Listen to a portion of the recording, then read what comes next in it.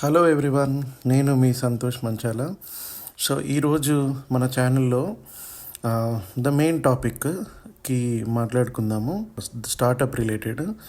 So నా స్టార్టప్లో 3 crores నేను ఎలా లాస్ అయ్యాను అని పార్ట్లుగా విభజించి ఒక్కొక్క పార్ట్ మీకు ఇలా లెసన్స్ లెర్న్డ్ దానిలో యాడ్ చేసుకుంటూ లాంచ్ చేస్తాను. దాంతోపాటు నేను ఏదైతే బుక్ రాస్తున్నానో ఆ బుక్ ఇంకా ప్రాసెస్లో ఉంది. సో ప్యారలల్గా యూట్యూబ్ ఛానల్లో కూడా పెడితే చాలామందికి రీచ్ అవుతుంది.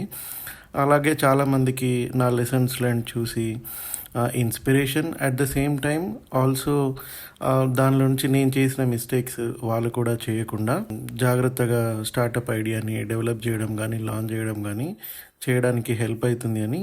సో ఇలా ఈ కాన్సెప్ట్తో మీ ముందుకు వచ్చాను. సో ఇది పార్ట్ 1. సో పార్ట్ 1లో మనము ఎలా స్టార్ట్ అయ్యాము, ఎలా స్టార్ట్ చేశాను నేను, దాని గురించి డిస్కస్ చేద్దాము. సో నేను అమెరికాలో పనిచేసినప్పుడు వెయిట్ వాచర్స్ అనే ఒక పెద్ద సంస్థలో 4 ఏళ్ల పాటు పనిచేశాను. అదే సంస్థలో కస్టమర్గా కూడా చేరాను. ఎందుకంటే నాకు అప్పుడు ప్రీ డయాబెటిక్ స్టేజ్లో ఉన్నా అని డాక్టర్ చెప్పారు. సో వెయిట్ వాచర్స్ ఏంటంటే ఒక వెయిట్ లాస్ కంపెనీ, వరల్డ్లోనే 1920లో స్టార్ట్ అయ్యి పబ్లిక్ లిమిటెడ్ కంపెనీ. చాలా యూనిక్ కాన్సెప్ట్. సింపుల్గా ఏ పెద్ద డైట్స్ లేకుండా జస్ట్ మోటివేషన్ ఫ్యాక్టర్తోని వెయిట్ లాస్ తీసుకొచ్చే కంపెనీ వెయిట్ వాచెస్.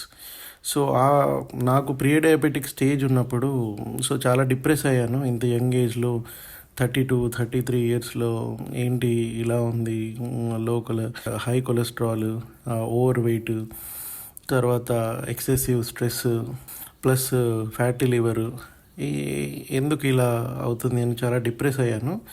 సో యూఎస్లో డాక్టర్కి వెళ్ళినప్పుడు ఎక్కడ పని చేస్తున్నామని అంటే వెయిట్ వాచెస్ అంటే, సో తను వెటకారంగా you are working in a company called Weight వాచెస్ and you do not know how to maintain your health అని అన్నారు. Do you know what that company is అని.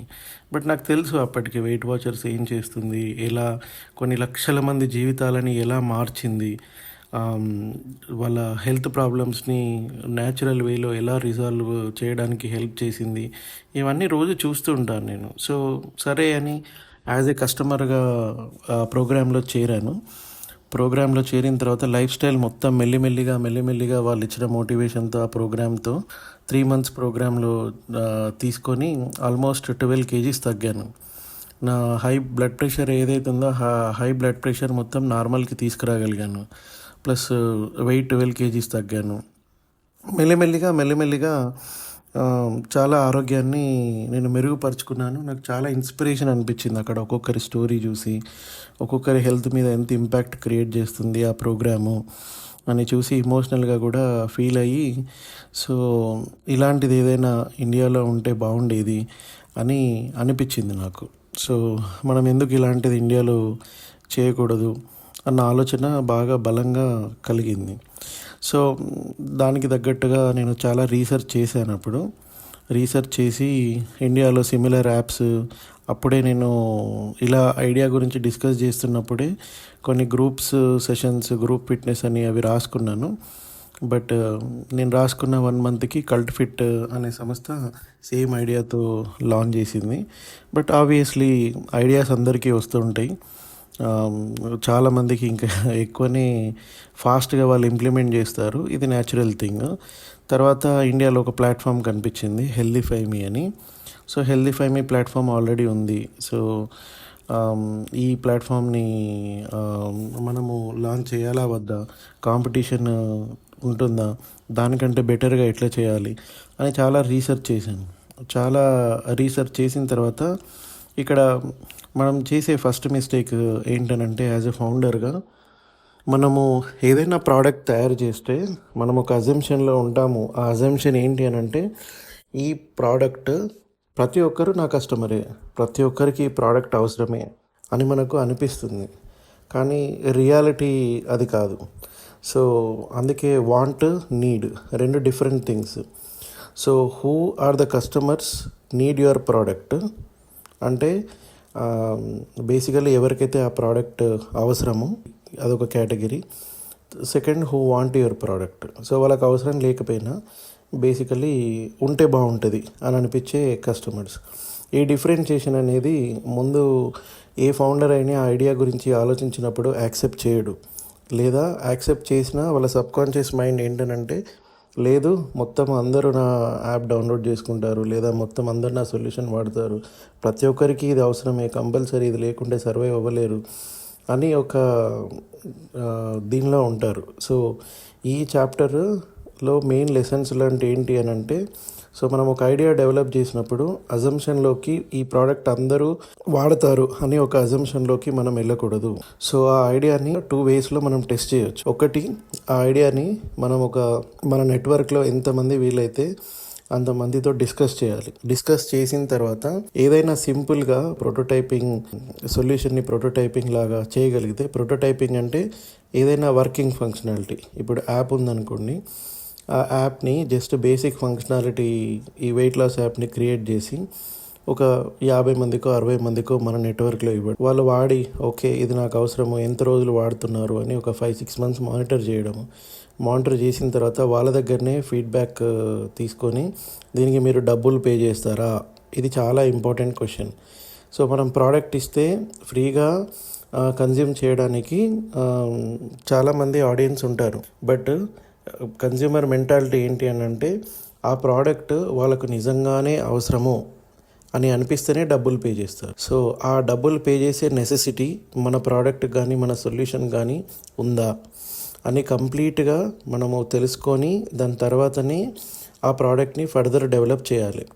అలా కాకుండా నేను దీనిలో చేసిన మిస్టేక్ ఏంటనంటే, నేను నా ప్రోడక్ట్ అందరికీ అవసరము, ఓకే వెయిట్ లాస్ యాప్, దీనిలో నేను హెల్దీఫై మీ కంటే చాలా డిఫరెంట్గా డెవలప్ చేస్తున్నాను. సో ప్రతి ఒక్కరికి నా యాప్ అవసరం ఉంటుంది, ఎందుకనంటే దానిలో నేను ఫుడ్ కేటగిరైజ్ చేస్తాను ఏబీసీ అనే కాన్సెప్ట్లో. ఈ కాన్సెప్ట్ నేను భగవద్గీత నుంచి తీసుకున్నాను. భగవద్గీతలో rajasic food, tamasic food, sattvic food అని ఉంటాయి. సో సాత్విక్ ఫుడ్ అంటే ఫ్రెష్ ఫుడ్, విదిన్ 2 అవర్స్లో కన్జ్యూమ్ చేయాలి. ఏ స్పైసెస్ కానీ మసాలాస్ కానీ ఏం యాడ్ చేయకుండా ఉంటాయి. ఎమోషన్స్ని బ్యాలెన్స్ చేస్తాయి, బాడీని హెల్తీగా ఉంచుతాయి, మైండ్ని హెల్తీగా ఉంచుతాయి. తర్వాత రాజసిక్ ఫుడ్ అంటే 4 అవర్స్ 5 అవర్స్ లోపు కన్జ్యూమ్ చేయాలి. ఆ ఫుడ్లో కొన్ని మసాలాస్ యాడ్ చేయొచ్చు. సో కారము ఇవన్నీ ఇక ఈ టైప్ ఆఫ్ ఫుడ్స్తో బేసికలీ ఎలా అవుతుందంటే మన ఎమోషన్స్, కోపము, బాధ ఇలాంటివన్నీ రాజసిక్ ఫుడ్స్ నుంచి వస్తాయి. తామసిక్ ఫుడ్ అంటే ఇంక ఎక్స్ట్రీమ్లీ అన్హెల్దీ, హార్మ్ఫుల్ ఫుడ్. ఏదైనా స్టోరేజ్ చేసింది నెక్స్ట్ డే తిన్నది లేదు అని అంటే దాన్ని చాలా రకాలుగా ఇంటర్ప్రిటేషన్ ఉంటుంది ఈ కాన్సెప్ట్ని. బట్ యూజువల్లీ చాలామంది చెప్పేది ఏంటంటే, any non veg animal killing or something falls under tamasic food. So ఈ కాన్సెప్ట్ని నేను మైండ్లో పెట్టుకొని ఈ ఫుడ్ని ఏబీసీ అని క్లాసిఫికేషన్లో చేశాను. ఆ ఏబీసీ, ఏ అంటే సాత్విక్ ఫుడ్, బి అంటే రాజసిక్ ఫుడ్, సి అంటే తామసిక్ ఫుడ్. సో ఒక డేటాబేస్ లాగా డిజైన్ చేశాను. ప్రతి ఇండియన్ ఫుడ్ ఎంత పోర్షన్లో తింటే ఆ పర్టికులర్ ఫుడ్ ఏ కేటగిరీలోకి వస్తుంది, ఎంత పోర్షన్లో తింటే బి కేటగిరీలోకి వస్తుంది, ఎంత పోర్షన్లో తింటే సి కేటగిరీలోకి వస్తుంది. ఫర్ ఎగ్జాంపుల్ ఇడ్లీ ఉన్నాయనుకోండి. సో నా యాప్ ఐడియా ఎలా వర్క్ చేస్తుండే అంటే, నా బాడీ అసెస్మెంట్ అంతా నేను ఫస్ట్లోనే ఇస్తాను. సో నా ఏజ్, నా హైట్, నా వెయిట్. సో దాన్ని బట్టి యాప్లో అల్గారిథము బాడీ మాస్ ఇండెక్స్ ఎంతో క్యాలిక్యులేట్ చేస్తున్నప్పుడు ఆటోమేటిక్గా అల్గారిథం రాసాము number of calories, count of calories ఎన్ని కన్జ్యూమ్ చేయాలి, దాంతోపాటు మన బాడీలో రోజు ఎంత ప్రోటీన్ కావాలి, ఎంత కార్బ్ కావాలి, ఎంత ఫైబర్ కావాలి, ప్లస్ మిగతా ఫ్యాట్స్ కానీ ఇవన్నీ న్యూట్రియంట్స్ ఎంత పోర్షన్లో మనకు కన్జ్యూమ్ కావాలి, ఇవన్నీ లాజికల్గా రాసి మేము డాష్బోర్డ్లో డిస్ప్లే చేసాము. సో డిస్ప్లే చేసినప్పుడు, సో ఇప్పుడు యూజువల్గా యాప్ నేనేం అజ్యూమ్ చేసుకున్నాను అంటే, ప్రతి ఇంట్లో వాళ్ళు ఫుడ్ తినే ముందు డైనింగ్ టేబుల్ మీదనో ఎక్కడో కూర్చొని ఆ ఫుడ్ తింటుంటే ఫస్ట్ యాప్లో టైప్ చేసి 2 ఇడ్లీస్, ఓకే వాళ్ళ బాడీ మాస్ ఇండెక్స్కి 2 ఇడ్లీస్ టైప్ చేస్తే ఏలో చూపిస్తుందా, బీలో చూపిస్తుందా, సిలో చూపిస్తుందా. సో 2 ఇడ్లీస్ వాళ్ళ బాడీ ప్రకారము ఏలో చూపిస్తే, 3 ఇడ్లీస్ యాడ్ చేస్తే బీలో చూపిస్తే స్టిల్ తినొచ్చు. ఇన్ కేస్ 4 ఇడ్లీస్ యాడ్ చేసి సిలో చూపిస్తే ఆ పర్టికులర్ ఫుడ్ అనేది క్వాంటిటీ తగ్గించాలి. సో ఇలా మేము డిజైన్ చేసి యాప్ని కంప్లీట్ బ్యాలెన్స్డ్ న్యూట్రిషన్ మోడల్లో తీసుకొచ్చి not only calorie count but balanced nutrition అనే కాన్సెప్ట్లో తీసుకొచ్చి ఐడియాని అలా డెవలప్ చేశాము. సో అలా డెవలప్ చేసినప్పుడు నేనేమనుకున్నానంటే, సో ఇది ప్రతి హ్యూమన్ బాడీకి అవసరము. సో ప్రతి హ్యూమన్ బాడీ తినే ముందు ఐటమ్ని దీనిలో చెక్ చేసుకొని తర్వాతనే తింటారు అని ఒక ఫాల్స్ అజంప్షన్లో ఉండి మనం ఎక్కడికో క్యాలిక్యులేషన్ చేస్తాము. ఇంకా ఏమనుకుంటామనంటే హెల్దీ ఫైమీ అనే ఒక ప్రోడక్ట్ ఉంది, అది ఆల్రెడీ ఆల్మోస్ట్ లైక్ అప్పుడు 40 crore 50 crore ఎవరి రెవెన్యూ జనరేట్ చేస్తుంది మొత్తము ఇండియా మొత్తంలో, only food tracking app.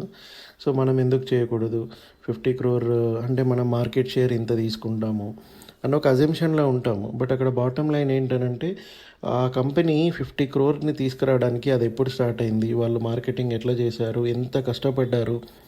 So ఇవన్నీ ఆ టైంలో ఒక ఫౌండర్కి ఐడియా విజువలైజ్ చేసుకున్నప్పుడు కనిపించదు. సో ఒకవేళ కనిపించి దానిలో 2 things ఉన్నాయి. ఇన్ కేసు ఫస్టే ఇలా కనిపించి ఓకే ఈ ఐడియాలో ఇంత కాంప్లెక్సిటీ ఉంది అని అంటే ఐడియాస్ ముందుకు రావు, డెవలప్ అవ్వరు. At the same time over confident కూడా ఉండదు, దాన్ని చాలా జాగ్రత్తగా బ్యాలెన్స్ చేసుకోవాలి. సో దీనిలో లెసన్స్ లాంటి ఏంటంటే మీకు ఏమైనా ఐడియా వస్తే ఆ ఐడియాని దాని మీద ఇన్వెస్ట్ చేయకుండానే ప్రాపర్గా మీరు దాన్ని వ్యాలిడేట్ చేసుకోవాలి. సో ఆ వ్యాలిడేట్ చేసే పద్ధతి ఏంటి అని అంటే నేను ఇందాక చెప్పినట్టు మీ గ్రూప్స్లో డిస్కస్ చేసి ఐడియా వర్కౌట్ అవుతుందా అని అడగాలి. వర్కౌట్ అవుతుంది అని చెప్పిన వాళ్ళకి నో సేయర్స్ ఎలాగో ఉంటారు, క్రిటిసైజ్ చేస్తారు, అన్ని రకాలుగా చేస్తారు. వాళ్ళని ఇగ్నోర్ చేసేసి మీరు ఏదైతే ఐడియా అనిపించిందో, మీకు ఎవరైతే అవసరమో అని చెప్పారో వాళ్ళని బేసికలీ ఆ ఐడియాని మీకు పాసిబిలిటీ అయితే ప్రోటోటైప్ క్రియేట్ చేసి వాళ్ళకి ఇవ్వాలి. ఇచ్చిన తర్వాత నెక్స్ట్ ఇన్ కేస్ ఆ ప్రోటోటైప్ వాళ్ళకి నచ్చి కొన్ని రోజులు వాడిన తర్వాత దీనికి ఎంత అమౌంట్ పే చేస్తారు, దీనికి ఎంత అమౌంట్ పే చేయొచ్చు, మీకు ఎంత వాల్యూ క్రియేట్ చేస్తుంది, ఏదైనా కోర్ ప్రాబ్లమ్ సాల్వ్ అవుతుందా, so what is the worth of this solution అని చెప్పేసి వాళ్ళ దగ్గర నుంచి ఇన్పుట్ తీసుకొని యూజువలీ అక్కడి నుండి ఐడియా డెవలప్మెంట్ స్టార్ట్ చేయాలి. సో ఇది ఈ చాప్టర్లో పార్ట్ 1లో లెసన్స్ లెర్న్డ్.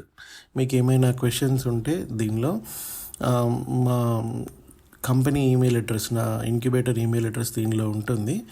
సో దానికి మీరు ఈమెయిల్ చేయొచ్చు, మేము రిప్లై ఇస్తాము. Okay, thank you, bye.